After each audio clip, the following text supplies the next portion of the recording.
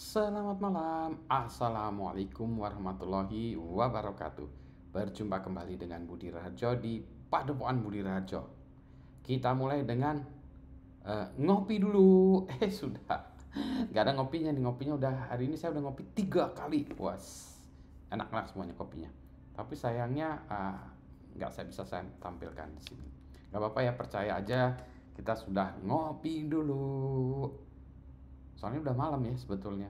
Kalau ngopi lagi nanti katanya sih nggak bisa tidur, kebanyakan kopi. Kita bahas soal ini, menjelaskan sesuatu itu harus berkali-kali dengan berbagai cara. Jadi dulu waktu saya muda ya, lebih muda, sekarang masih muda juga, tapi dulu lebih muda dari sekarang. Itu saya sering frustasi kalau menjelaskan sesuatu dan orang tidak mengerti.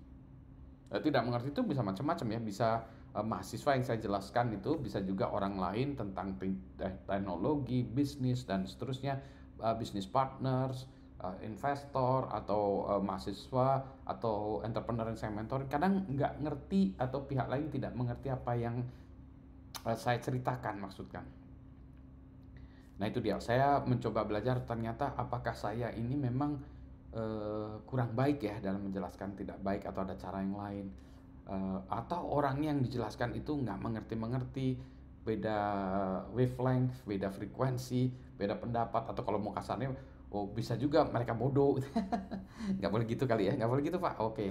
Nggak, maksud saya begini ya, ternyata dalam perjalanan semakin tua itu semakin bijak ya, bahwa menjelaskan itu harus berkali-kali, satu ya. Yang kedua dengan media dan cara yang berbeda.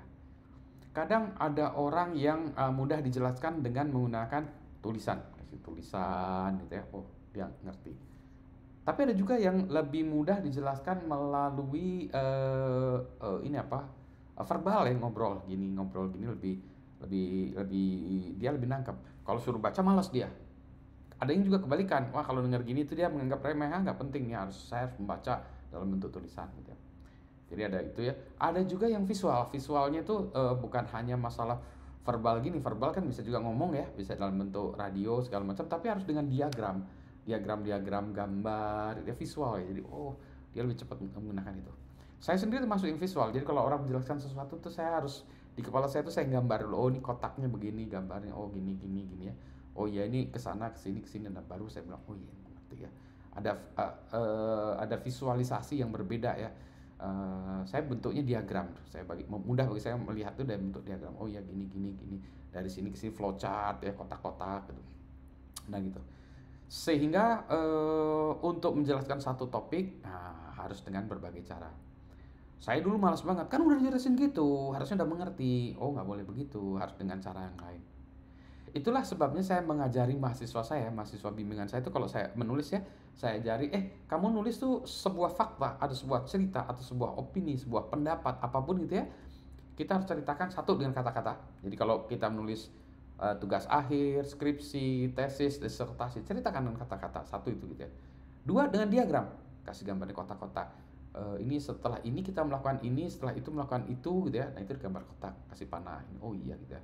Jadi kita kelihatan oh flow-nya seperti apa, alurnya seperti apa gitu. Dan juga dengan tabel ya. Jadi ada orang yang lebih mudah lihat tabel. 1, 2, 3, 4, oh iya gitu urutannya seperti itu. Jadi dengan tabel bisa kelihatan. Jadi satu fakta itu diceritakan dengan 3 kali ya. Tulisan, gambar, diagram ya. Satu lagi dengan tabel gitu ya. Jadi yang jeleknya apa? Jeleknya malas kita. Kan itu udah paham ya. Jadi kita melakukannya 3 kali, kita sendiri malas ya, bosen gitu. Di sisi lain positifnya kalau kita menulis, maka jumlah halaman jadi nambah. Ya. Jadi satu hal itu yang kalau kita ceritakan dengan kata-kata mungkin 1 paragraf, 2 paragraf, dengan tambah diagram ya, gambar, tambah 1 halaman lagi, dengan tabel 1 halaman lagi, jadi satu fakta itu jadi 3 halaman. Daripada 1 halaman ya, Anda dapat 3 halaman. Sehingga tulisan Anda itu lebih padat ya. Nah, menariknya bukan hanya sekedar padat yang isinya nggak bener ya, bunga-bunga, fluffy atau yang nggak jelas, bukan. Tapi orang yang bacanya misalnya yang seneng diagram, dia langsung lihat diagramnya, oh maksudnya gini, oh gambarnya cepat, tek, tek, tek. Bentar, bener nggak ya maksudnya begini? Dia baca tulisannya. Oh iya benar yang saya maksudkan demikian betul. Ya, gitu. Jadi dengan cepat orang lebih mudah memahami ide, pendapat, opini kita. Itulah sebabnya kadang dengan satu media pun ya, video ini saya juga menjelaskan berkali-kali. Dulu saya tuh malas menjelaskannya, kan udah satu kali, videonya bisa diputar lagi. Sama kalau saya buat tulisan, itu tinggal dibaca ulang lagi. Kalau nggak ngerti, baca lagi aja tulisannya gitu. Nggak bisa gitu ternyata. Baca tulisannya diubah berkali-kali. Itulah sebabnya saya juga sering heran waktu itu ya, ada orang yang menjelaskan sesuatu ya, dia videonya lebih dari sekali untuk poin yang sama. Oh, isinya sama, ceritanya sama, tetapi dia oh iya di sini dia nambahin apa ya namanya penekanan di bidang ini, di sini dia lebih penekanan di bidang ini, dia di sini dia melakukan eksplorasi yang lebih dalam bagian itunya gitu. Oh iya iya gitu. Jadi ternyata saya pas dengerinnya nggak bosen. Yang ceritanya ini bosen, tapi saya harus paham bahwa yang diceritakan tuh orangnya beda-beda. Kamu nyeritain gitu yang seneng mungkin 135 gitu ya, yang cara gini 246 gitu ya. Yang ini lain lagi gitu ya. Oh, berarti memang cerita dengan satu topik diulang-ulang itu tidak sama. Meskipun ada juga orang bosan, "Pak, itu kan topiknya sama." Iya, sama. Bagi kamu sama dan ya mungkin membosankan, tapi bagi yang lain enggak. Dia bisa menerima dengan video saya yang ketiga tentang topik yang sama. Oh, iya maksudnya Pak Budi gitu ya. Oh, berarti yang dulu itu maksudnya begitu gitu. Baru dia nggak, oh iya, iya, iya. Jadi karena orang yang dijelaskannya juga beda, jadi beda-beda itu. Itulah sebabnya saya baru kebayang tuh, karena kalau orang main band itu ya, lagu yang sama itu mungkin dia manggung di mana-mana manggungnya itu ya. Jadi kalau udah 30 kali menyanyikan lagu yang sama kan bosen ya. Coba aja deh Anda nyanyiin lagu gitu ya 30 kali lagu yang sama. Sehari nyanyiin 3 kali, terus kali 30 hari berturut-turut 90 kali. Aduh ya, apa nggak bosan gitu ya. Itu saya baru ingat ya, band The Beatles itu ya nyanyi waktu manggung zamannya Hamburg itu kalau nggak salah manggung tuh setiap hari.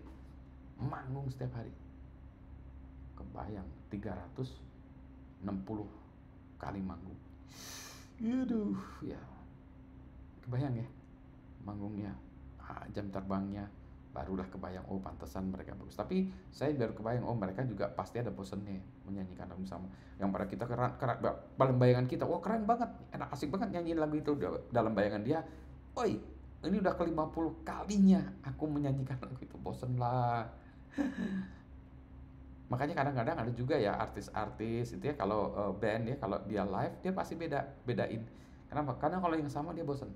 Jadi sama dia, oh untuk kali ini kita coba gini ya, dimiringin gini, breaknya gini, oh ya supaya dia sendiri nggak bosan ketika menampilkan. Demikian pula sekarang ya ketika saya memberikan cerita yang hal sama, mungkin saya ubah-ubah penekanannya supaya nggak bosan sendiri ya saya tekannya. Dan demikian pula jadi saya mohon maaf bagi yang bosan. Nah ternyata begitu, ternyata menjelaskan itu harus berulang-ulang, berkali-kali dengan cara yang berbeda-beda, mungkin mediumnya beda, medium sama pun boleh berkali-kali.